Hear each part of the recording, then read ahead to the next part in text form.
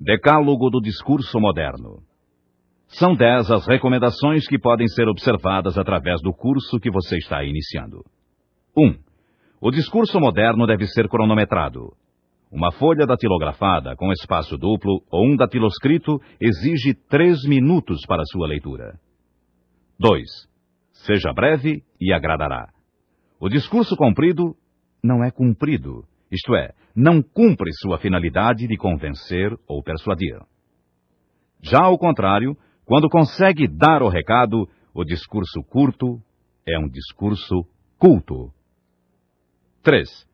Prepare-se antes de falar para melhor transmitir sua mensagem. 4. Se você tiver alguma coisa para dizer, levante-se e diga com simplicidade em poucos minutos. 5. O discurso divide-se em 3 partes: exórdio ou apresentação do assunto, exposição ou desenvolvimento, peroração ou conclusão. 6. Adquira conhecimento sobre o assunto que vai falar para não importunar o auditório. 7.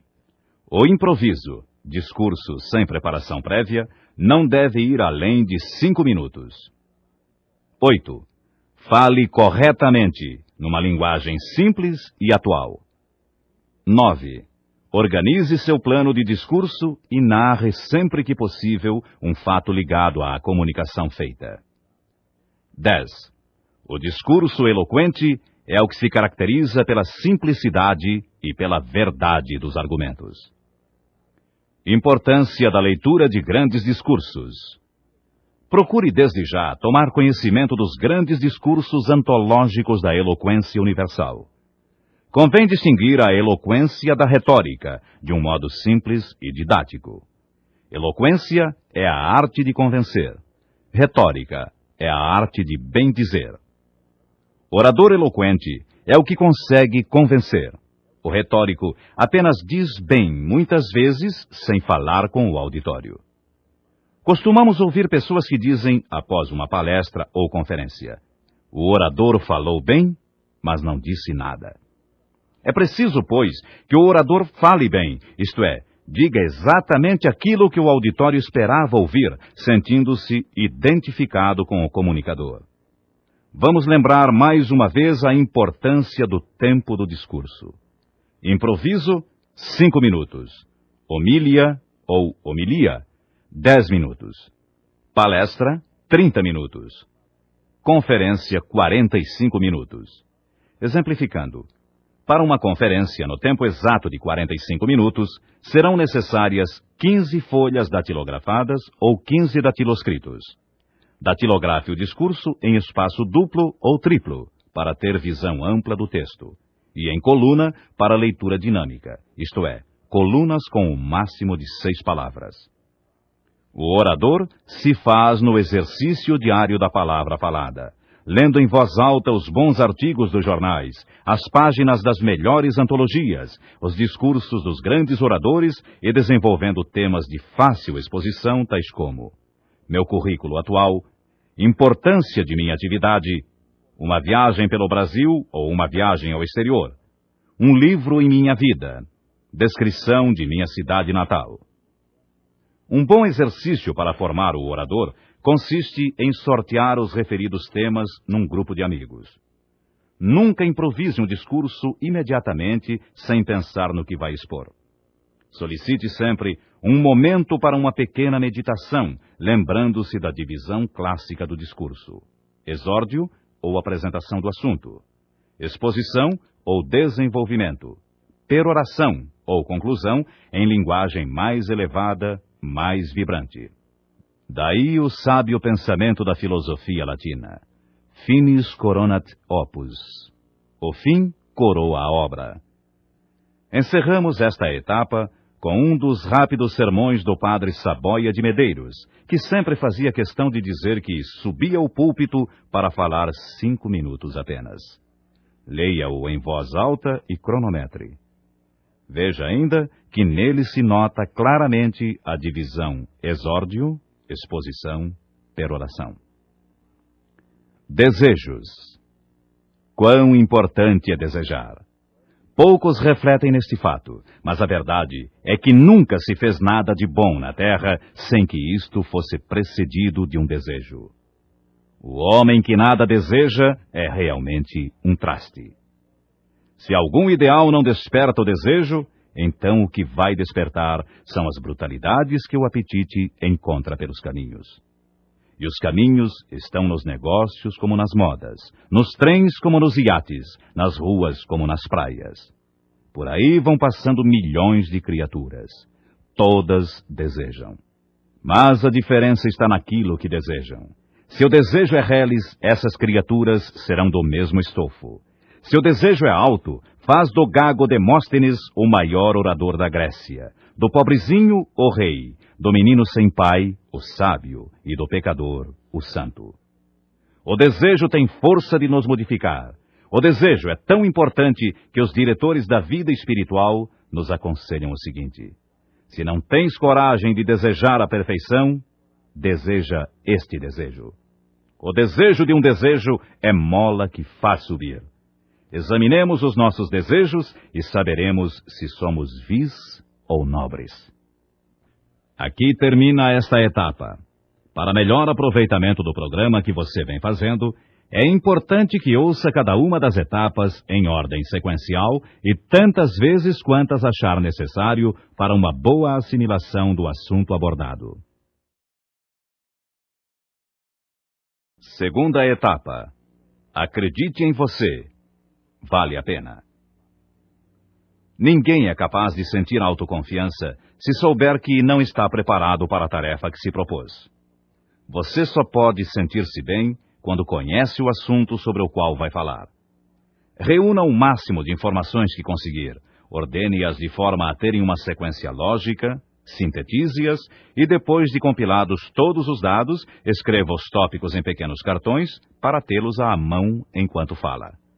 É conveniente que esses tópicos sejam escritos em cartões, por serem mais fáceis de manusear. Se já domina o tópico central, o assunto principal, se ele já foi desdobrado em subtópicos, se já foram anotadas as informações paralelas, tais como dados estatísticos, exemplos, o nome de alguém presente que deva ser citado, enfim, qualquer dado necessário e pertinente ao assunto, se tudo isso já foi feito, você está preparado para começar a falar. Normalmente, você deverá, nesse momento, estar pronto para iniciar sua alocução. No entanto, aí começa a complicar, não é? Tudo o que estava engatilhado parece virar um monte de frases esparsas e sem sentido. A sequência, tão bem ensaiada, vai por água abaixo. De repente, você sente um branco total na mente e começa o pânico.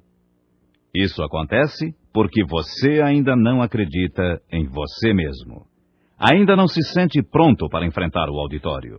Falta-lhe aquela dose extra de confiança, aquela tranquilidade interior que só a confiança traz. Não se assuste, isso é normal. Grandes oradores ficam nervosos nos momentos que antecedem qualquer discurso. Porém, mais cedo ou mais tarde, você tem de vencer a inibição. Para que isso aconteça mais cedo e não mais tarde, vamos condicioná-lo a sentir-se confiante através da psicocibernética, pois daqui por diante ela deverá ser uma constante neste nosso curso. Procure assimilar bem os ensinamentos desta etapa, pois independentemente de voltarmos ou não diretamente ao assunto, se aplicar o que vai aprender das palavras seguintes, você terá melhores chances não só de tirar maior proveito desse curso, como também de tirar mais da vida de forma geral. Psicocibernética. Primeiramente, vamos saber o que quer dizer psicocibernética. Diz Aurélio Buarque de Holanda Ferreira que cibernética é a ciência que estuda as comunicações e o sistema de controle, não só nos organismos vivos, mas também nas máquinas. O mesmo dicionarista analisa a palavra psico da seguinte maneira: do grego psique, que significa alma, espírito, intelecto, psicologia, psiquismo.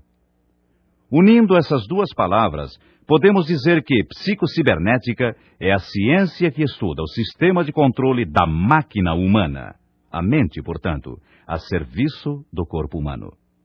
Assim, Psicocibernética é a ciência que estuda a máquina do homem a serviço do próprio homem. Aliás, essa é a definição dada por seu criador, cirurgião e PhD norte-americano, Dr. Maxwell Maltz. Sabemos agora o que ela significa. Então, vamos ver como utilizá-la. Partindo da premissa de que nós somos o fruto dos nossos condicionamentos, tudo o que fazemos ou sentimos ocorre em razão dos registros informativos que temos na mente subconsciente. Assim, o ser humano tende a sentir repulsão por qualquer coisa ligada a uma experiência negativa ou traumatizante ocorrida num passado distante ou mesmo próximo. Exemplificando, se eu caí de uma árvore quando criança, tendo me machucado, posso, depois de adulto, sentir aversão a subir em árvores. Não nos vamos aprofundar no assunto, mas esse mesmo fato pode trazer resultados paralelos bem mais desastrosos do que simplesmente não gostar de subir em árvores. O importante é saber que o que hoje somos, sentimos e fazemos acontece, na maioria das vezes, em razão de nossas experiências passadas. Algumas dessas experiências, quando conflitantes, podem causar bloqueios e traumas de tal sorte que nos inibem para uma série de atitudes futuras, geralmente sem nenhuma relação aparente com o fato que gerou toda a cadeia de acontecimentos subsequentes. Muitas vezes ainda, não conseguimos identificar o fato causador das atitudes subjacentes, porque elas foram tomadas inconscientemente, não tendo chegado até o consciente. Resumindo, todas as nossas atitudes impressionam o subconsciente. Quando essa impressão é de alguma forma conflitante, pode gerar um trauma. Esse trauma, por seu turno, pode levar a uma série de novos conflitos e a comportamentos anormais. Então, estaremos agindo de maneira não aceita pacificamente no nosso meio social, e isso frequentemente ocasiona marginalização. Por seu turno, essa marginalização gera mais conflito. Há casos em que somente uma consulta a médico especialista poderá ajudar. Contudo, na maioria das vezes, felizmente, uma simples mudança de atitude consegue operar milagres. A mudança de atitude, quando analisada de antemão e tomada pacificamente sem conflitos íntimos, será sempre positiva, uma vez que nos levará a uma ação coerente com nossa forma de ser e de agir. Outra razão para que isso aconteça é o fato de que ela vem de dentro para fora, não sendo, portanto, imposta por terceiros. Cada vez que mudamos de atitude, qualquer que seja a razão, há toda uma mudança de comportamento que a acompanha, levando-nos a sentir a sensação de autorrealização. Tudo o que acontece ao nosso redor, tudo aquilo sobre o que tomamos conhecimento, ainda que através de uma simples notícia de jornal, é gravado em nossa mente subconsciente. A repetição ou não dessas informações é que vai torná-las mais ou menos fortemente gravadas no subconsciente, pois a única técnica realmente efetiva de aprendizado é a da repetição. De qualquer modo, porém, todos os fatos sobre os quais tivemos um dia conhecimento estão registrados no subconsciente. Se assim é, todavia, por que não temos um conhecimento geral muito mais amplo? Mas nós temos. É que não sabemos como trazer para a mente consciente tudo o que o subconsciente capta e grava. E se fôssemos capazes de fazer isso? Seria interessante? Sem dúvida, seria mais que interessante. Seria ótimo. É a técnica de conseguir isso que se intitula psicocibernética, e é essa técnica que você vai passar a usar daqui por diante para conseguir muito mais de você mesmo, não importando do que já seja capaz. Antes, porém, vamos enfocar mais um ponto vital. A mente subconsciente não é capaz de distinguir entre um fato realmente ocorrido de outro imaginado detalhadamente. Assim, se você passar por uma experiência ou imaginá-la com muita riqueza de detalhes, o fato será registrado da mesma forma na mente subconsciente. E fisicamente, você terá as mesmas reações. Vamos dar um exemplo. Imagine algo que você tema profundamente e procure viver imaginariamente essa experiência, com a maior riqueza possível de detalhes. Acompanhe-nos neste nosso exemplo. Você é passageiro de um avião que está sobrevoando o oceano. O jato está a 10.000 metros de altitude, num céu sem nuvens, e tudo o que você vê, até onde sua vista alcança, é a imensidão do céu e do mar. A sensação de estar sozinho, perdido no espaço, chega a fazer o coração bater mais forte. Procure ouvir o barulho dos motores, a vibração causada pelo vento contra a fuselagem, o ruído da conversa dos passageiros ao seu redor. Enfim, coloque-se mentalmente nessa situação e procure viver, através da visão, da audição, do olfato e do tato, todas as sensações possíveis e imagináveis.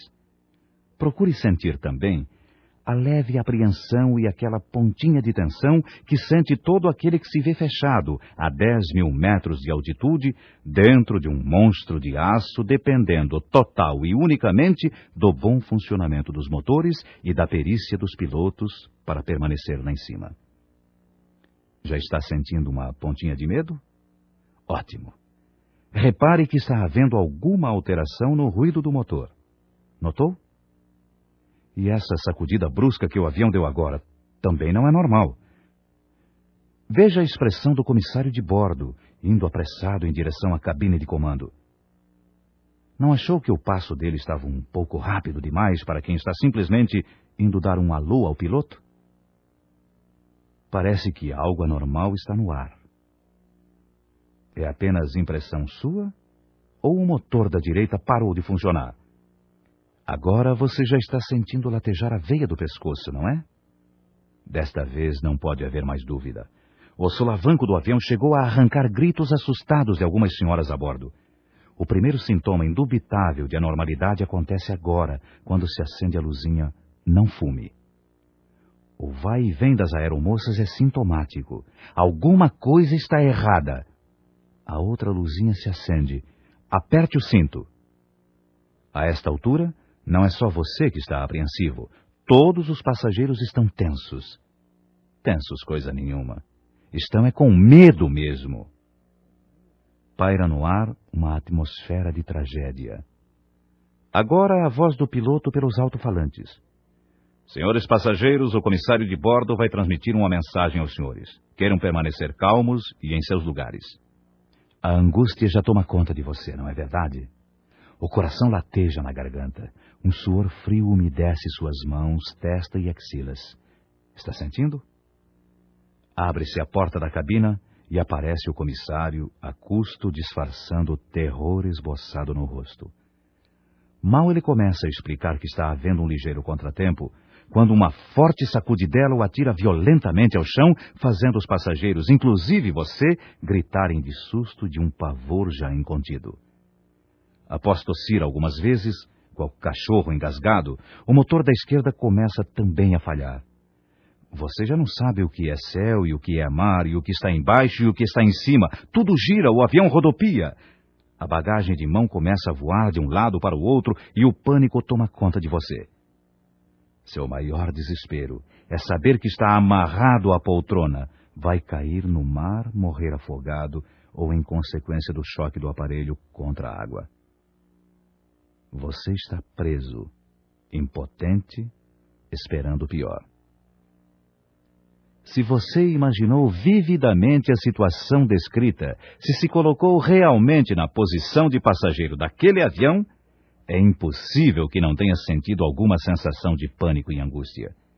É bem provável que sua respiração esteja alterada, suas mãos transpirando e seu coração batendo mais rápido. Isso demonstra que, para a mente subconsciente, não há diferença entre algo acontecido e algo imaginado em vívidos detalhes. Isto tudo considerado e levando-se em conta ainda que a mente subconsciente recebe as mensagens do consciente por ondas eletromagnéticas através do sistema neuromuscular, a sensação de medo que você sentiu ao imaginar-se naquele suposto voo foi devido às reações do subconsciente a um fato que, para ele, era real. Podemos então inferir daí que o registro dos fatos pela mente subconsciente ocorre não em função do que realmente acontece, e sim da forma como o fato é relatado a ele. Aliás, essa é a razão por que torcemos pelo galã no filme ou na novela. É por isso que atravessamos a madrugada de livro à mão, olhos arregalados, lendo uma história de suspense. É ainda por esse motivo que ainda hoje encontramos pessoas que juram haver, uma noite, cruzado na estrada com o famigerado lobisomem. Somos afetados dessa forma pela maneira de agir da mente subconsciente, pois tudo o que ela grava através dos registros informativos está à disposição da mente consciente para ser usado a qualquer momento. Assim, o nome daquela pessoa a quem acabamos de ser apresentados, ser repetido seguidas vezes pela próxima meia hora, facilitará a gravação desse registro na mente. É por isso ainda que são fartamente usados, através de todos os meios de comunicação, os slogans e jingles publicitários. É por essa razão também que os gêneros de primeira necessidade estão colocados no fundo dos supermercados para que nossa mente, já bombardeada repetidamente pelos anúncios, seja excitada logo ao entrarmos através dos apelos de compra daqueles produtos que frequentemente não temos intenção de comprar, mas que, por serem as primeiras coisas que vemos ao entrar, acabamos por adquirir. Se tudo isso que foi dito faz sentido para você, se você entendeu e concorda que a mente subconsciente é um mecanismo a serviço, assimilando e armazenando informações e colocando-as, quando solicitadas, à disposição do consciente, na medida em que estejam mais fortemente registradas, deve convir que, sendo capazes de substituir velhos registros negativos, aqueles hábitos que temos e dos quais não nos conseguimos livrar, mudando-os por registros positivos e policiando nossos pensamentos e palavras, no sentido de que a mente subconsciente só passe a registrar informações positivas, estaremos dando um passo de gigante rumo a um modo de vida mais dinâmico e produtivo para nós mesmos, certo? Procure seguir nosso raciocínio em mais este exemplo. Você vai andando por uma calçada quando vê adiante uma casca de banana no chão. Seu primeiro pensamento é: quem atirou essa casca no chão não pensou que a pessoa que pisar nela escorrega e cai, podendo até... Nesse instante, sua atenção é desviada pela aparição de um velho amigo, a quem você não via desde o tempo do colégio. Reconhecem-se, iniciam um papo, desenterrando reminiscências e trocando informações sobre suas vidas. Depois, despedem-se e cada qual segue o seu caminho. Você continua andando pela calçada com o pensamento ainda voltado ao encontro de há pouco, quando subitamente pisa na casca de banana, escorrega e cai. Estatelado no chão, você se diz: há menos de 5 minutos eu disse a mim mesmo que isso podia acontecer. Mas vamos voltar ao filme por um instante, até o ponto em que você viu a casca de banana. Só que agora você já está habituado a policiar seus pensamentos. Então você diz a você mesmo: uma casca de banana na calçada. Vou desviar para não escorregar nela. Em seguida, encontra o amigo, desenrolando-se a mesma cena que da outra vez.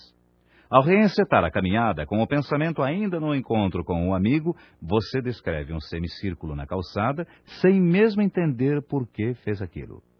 Ao se perguntar a razão daquela voltinha, você talvez veja a casca no chão e se lembre de que deu mentalmente a mensagem de desviar para não escorregar nela. Ou talvez não chegue a notá-la, não tenha lembrança consciente do fato e nunca mais consiga entender por que deu aquela voltinha.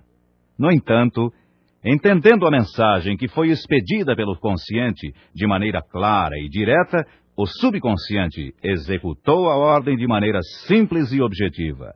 Apenas desviou você do obstáculo. Mostrada a importância de policiarmos os pensamentos, escolhendo as palavras para ordená-los, evitando expressões como não consigo, não sou capaz, gostaria, mas não posso, não sei, para evitar registros negativos, você estará agindo em concordância com a psicocibernética. Porém, não é só isso que essa ciência pode fazer por você. Agora que você se conscientizou do seu uso e efetividade, vamos exercitar oratória utilizando essa técnica.